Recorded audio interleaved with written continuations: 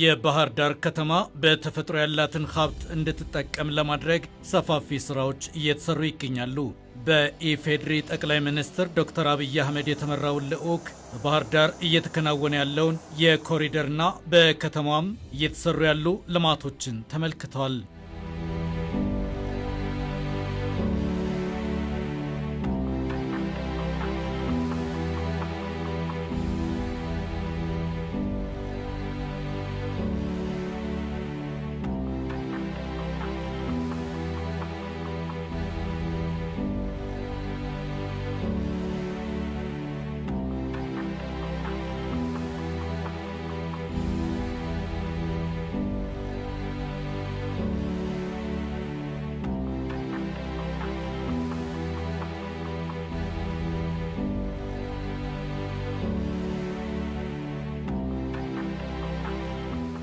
በባህር ዳር የኮሪደር ልማት በልዩ ትኩረትና እይታ እየተከናወኑ ካሉ የኮሪደር ልማት ስራዎች መካከል የጣና ሐይቅን በከተማዋ እየተሰሩ ካሉ ሌሎች ልማቶች ጋር የተሳሰረ እንዲሆን ማድረግ ይገኝበታል። ከዚህ በተጨማሪም የባህር ዳር ነዋሪ ሁሉ የጣናን ነፋሻ አየርና ሌላም ተፈጥሯዊ በረከት እንዲያገኝ እድል ማመቻቸት በኮሪደር ልማቱ ልዩ እይታ የተሰጠው ነው። ባህር ዳር መቼም ውብ ናት።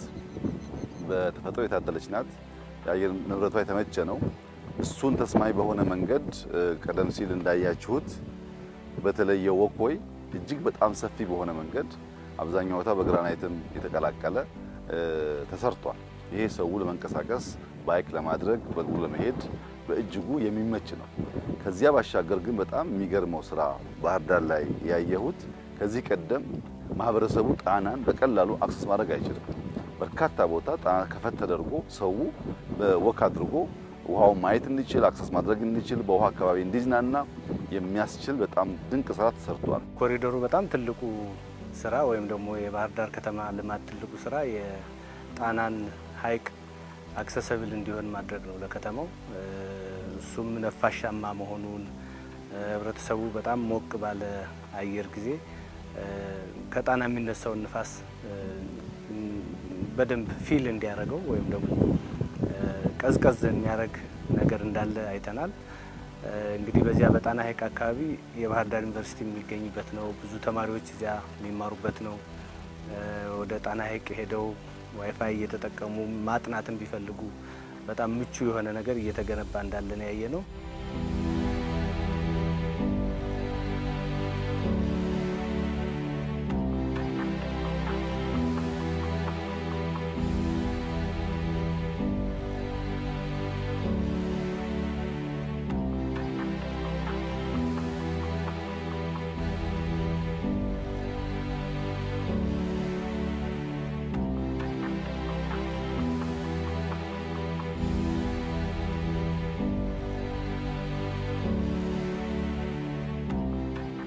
ባህር ዳር እየተከናወነ ያለው የኮሪደር ልማት የቱሪስት መዳረሻዎች ማስፋፊያ ከዚህ በፊት የተገነቡትን የቱሪስት መዳረሻዎች ለማስተሳሰር ጉልበት እንደሚሰጥም ጠቅላይ ሚኒስትር ዶክተር አብይ አህመድ ተናግረዋል።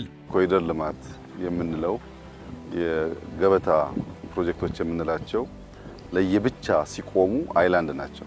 እነሱ ሲገናኙ ነው የሀገርን ውበት፣ የከተማን ውበት፣ የከባቢን ውበት ከፍ አድርጎ የሚያሳዩት። እንደምታስታውሱት ጎንደር ላይ ፒያሳ አካባቢ እስከ ኤርፖርት የጀመርነው የኮሪደር ስራ አለ። ከጎንደር ኤርፖርት እስከ ጎርጎራ ያለው መንገድ እምብዛም ሩቅ የሚባል የአንድ ሰዓት መንገድ ነው። ራሱ ጎርጎራ ደግሞ ውብ ተሰርቷል። ከጎርጎራ ደግሞ እዚህ ጣና ባህር ዳር ድረስ ያስተሳስረዋል። ይሄኛው እዚህ ጋር የምናየው ሆቴል ልክ ጎርጎራ የተሰራው ሪፕሊካ ነው ባህር ዳር ላይ ያለው። እነዚህ ሲገናኙ ወደ ከተማው ደግሞ ሲወጣ ባህር ዳር መቼም ውብ ናት።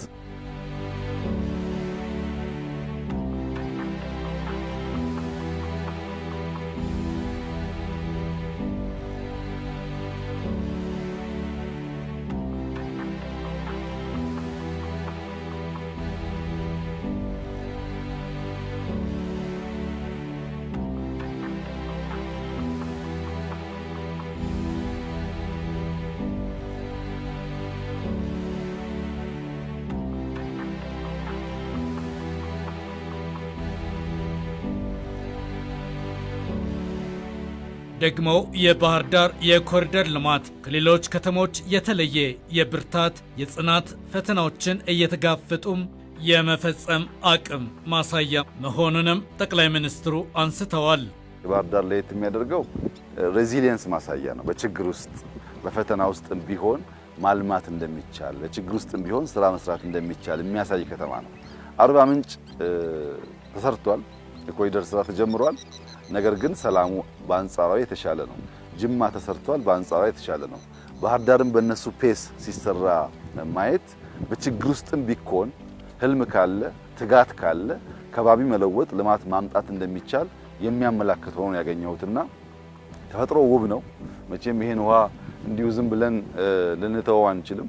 የብዙዎች መዝናኛ መሆን አለበት። ትላልቅ ቦታዎች እየመጡ ሰዎች ሰርግ የሚያደርጉበት ለኮንፈረንስ የሚሰባሰቡበት ቦታ መሆን አለበት። የተወሰኑ ቦታዎች አዳዲስ ገብተዋል እንዳያችሁት። ይሄ እየተበራከተ ሄዶ ባህር ዳር ኢኮኖሚዋ አድጎ ሰው ተጠቃሚ እንዲሆን ውበቷ ወደ ገንዘብ እንዲቀየር ውበቷ ወደ መልካም ስምነት እንዲቀየር ማህበረሰቡና የክልሉ መንግስት በጀመሩት መንገድ አጠናክረው ሊሰሩ ይገባል ብለን እናምናለን።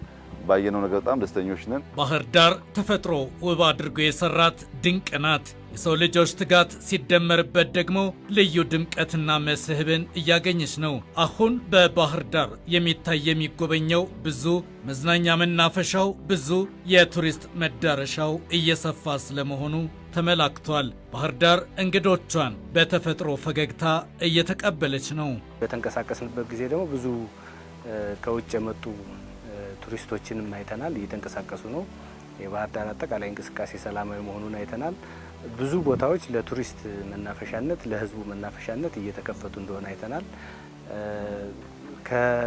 ከኮሪደር ልማቱ በተጨማሪ ደግሞ ዛፎችን የመትከል የነበሩ ዛፎችን የመቀየር አዳዲስ የባህር ዳር የምትታወቅበትን የዘንባባ ተክል ሌላ በአዲስ ዘንባባዎች የመተካት የነበረው አለ። ግን ደግሞ አዲስ ዘንባባዎች ሲያድጉ ያረጀው ዘንባባ የሚተካበት አይነት ሁኔታም እንዳለ አይተናል።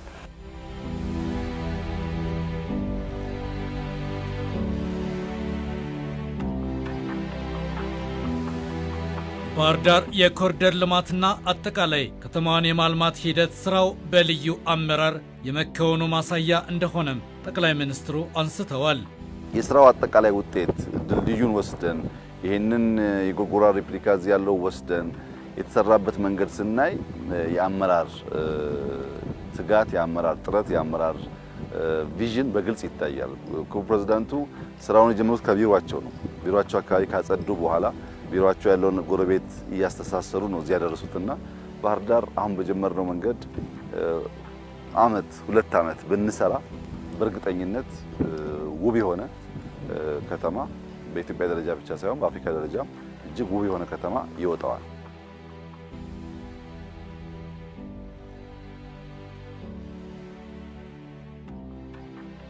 በባህር ዳር የኮሪደር ልማትና በአጠቃላይም በሌሎች የልማት ስራዎች ከተማዋ ወደ አዲስ የልማት ምዕራፍ እየተሸጋገረች ለመሆኗ ማሳያው ብዙ ነው። ባህር ዳር ውብ ከተማ ብቻ አይደለችም። ዓለም አቀፍ ውድድሮችን ማስተናገድ የሚችል ስቴዲየም ግንባታም በማጠናቀቂያው ምዕራፍ ላይ አድርሳለች። ስቴዲየም ከ52000 በላይ ተመልካች የሚይዝ ነው። ወንበሮቹ በጣም ሰፋ ብለው የተሰሩ ናቸው። በቀላሉ የሚነሱ አይደሉም። በፀሐይ ጊዜም የማይሞቁ በቀዝቃዛ ጊዜም በጣም ፈጥነው የማይቀዘቅዙ ሆነው አይተናቸዋል። የስቴዲየም መጀመሪያ ሲገነባ በእርግጥ ይህ ስቴዲየም ብቻ ነው ብዬ አላስብም። ሀገራችን ውስጥ የተገነቡ ስቴዲየሞች አብዛኛው እንዴት ዲዛይን እንደተደረጉ ባይገባንም ነገር ግን የተገለበጠ ዲዛይን እንደነበራቸው ውሃ ሲዘንብ ይቋጥር እንደነበር አይተናል። አሁን እሱ እንደገና ተጠርቦ እዚያ ጋር እንደምናየው ተስተካክሎ ውሃ ከዘነበ ኢሚዲየትሊ እንዲፈስ ተደርጎ የተሰራ ስቴዲየም ነው። በሌላ በኩል አፈሩ ይሄ እንደምታዩት በሙሉ ወጥቶ እንደገና አፈር ሌላ ተጨምሮ ሳሩም ከውጭ መጥቶ የተተከለ ነው። የፈረንሳይ ኩባንያ ነው ሳሩን እየሰራ ያለው። ይሄ ሳር እና ይሄ ሜዳ ሲሰራ ደግሞ በጣም በተወሰነ ደቂቃ ውስጥ የዘነበ ዝናብም ካለ ጨዋታም ካለ እንዳይቋጥር የሚያደርግና በየቦታው ድሬኔጅ ያለውና የሚወርድ መፋሰሻ ያለው ፈጥኖ የሚደርቅ አይነት ሜዳ ሆኖ የተሰራ። ይሄ ብቻ ሳይሆን ደግሞ ሁለት ሌሎች ሜዳዎች አሉ። የመለማመጃ ሜዳም ናቸው። ጨዋታም ማጫወት የሚችሉ ስታንዳርዳቸውን የጠበቁ ናቸው። የባህር ዳር ስቴዲየም በልዩ ጥንቃቄ በልዩ ኢንቨስትመንት የካፍንም የፊፋንም መስፈርቶች ባሟላ መልኩ ተገንብቶ በመጠናቀቂያው ምዕራፍ ላይ ደርሷል። ይሄ ስቴዲየም ሲሰራ ዙሪያውን ያለው የመሮጫ ትራክ እንዳይበላሽ በጣም ትልቅ ነገር ተሰርቷል። ድልድይ ተሰርቶለት ይሄ ሁሉ አፈር ሲወጣና አዲስ አፈር ደግሞ ሲገባ በድልድይ ላይ ሄዶ ትራኩ እንዳይበላሽ ተደርጎ ነው የተሰራ። የተወሰነ ጥገና ሊያስፈልገው ይችላል። ትራኩ ግን ብዙ ነገሩ በጣም ጥሩ ሆኖ የተሰራ ነው። ከምንም በላይ ደግሞ የካፍም የፊፋም ስታንዳርድ የጠበቀ ሆኖ እንዲሰራ ተደርጓል። አሁን እነዚህ የምናያቸው ግንባታዎች በሙሉ አዳዲስ ናቸው። ቪአይፒዎች ወጣው የሚመለሱበት በአዲስ ነው። እንደገና ሜዳው ዙሪያውን ሌላ መግቢያ የተሰራለት ሊፍቶች ተገጥመዋል። የኢንቴሪየር ስራው እየተሰራ ነው።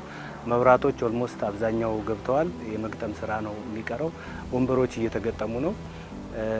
እንግዲህ በጣም ብዙ ነገር በጣም ጥሩ ነው። ሀገራችን 2029 ላይ የአፍሪካ ዋንጫ ለማዘጋጀት ጥያቄ አቅርባለች።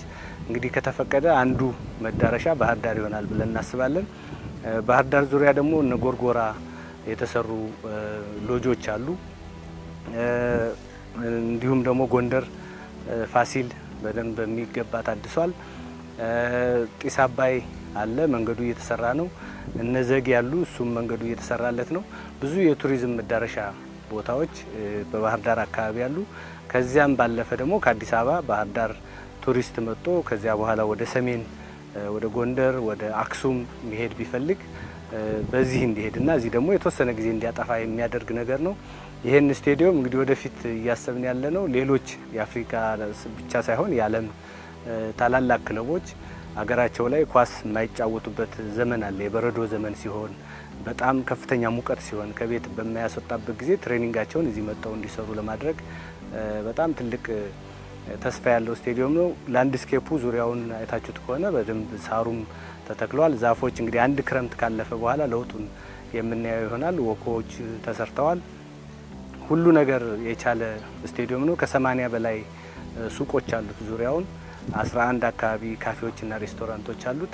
ስለዚህ ስቴዲየሙ ኳስ ለማጫወት ብቻ ሳይሆን ሰው ለመዝናናት እና ገብቶ ተዝናንቶ የሚወጣበት እቃ ገዝቶ የሚሄድበት እና የሚጎበኝ ራሱ አንድ የቱሪስት መዳረሻ ማዕከል ይሆናል ብለን እናስባለን። አሁን የሚቀረው የጀመርናቸውን ስራዎች ጥንቅቅ ማድረግ፣ ወክዌውን፣ ባይክ ሩቱን፣ የተከልናቸው ዛፎች አንዳንድ ቦታ ኦርደር ሊያኖት ማስተካከል፣ ድልድዩን ከውሃው፣ ውሃውን ከሆቴሎቹ፣ ሆቴሎቹን ከወክዌው ማገናኘት። አንድ ሰው ሲመጣ ያረፈበትን ቦታ ብቻ ሳይሆን እንዳሻው ከተማውን ተንቀሳቅሶ ማየት እንዲችል፣ ጣና ጋር መዝናናት እንዲችል ኮኔክቲቪቲ በጣም ኢምፖርታንት ነው። ዶቶቹ ያምራሉ። ወክዌው ራሱ በጣም ነው የሚያምረው። ይሄ ሆቴል መቼም በጣም ውብ ተደርጎ የተሰራው ውሃው እንደምታዩት ነው። ዛፎቹ ያምራሉ። ከዚህ ቀደም የተመረቀው ድልድይ በጣም ነው የሚያምረው። ስታዲየሙን አይታችሁት ከሆነ በጣም የሚያምር ነው የስታዲየሙ ስራ። ይሄ ለስፖርት፣ ለቱሪዝም፣ ለኮንፈረንስ ከበቂ በላይ ሴንተር የሚሆን ከተማ ነው በብዙ መልኩና የተጀመረውን ጅማሮ ማጠናከር ያስፈልጋል።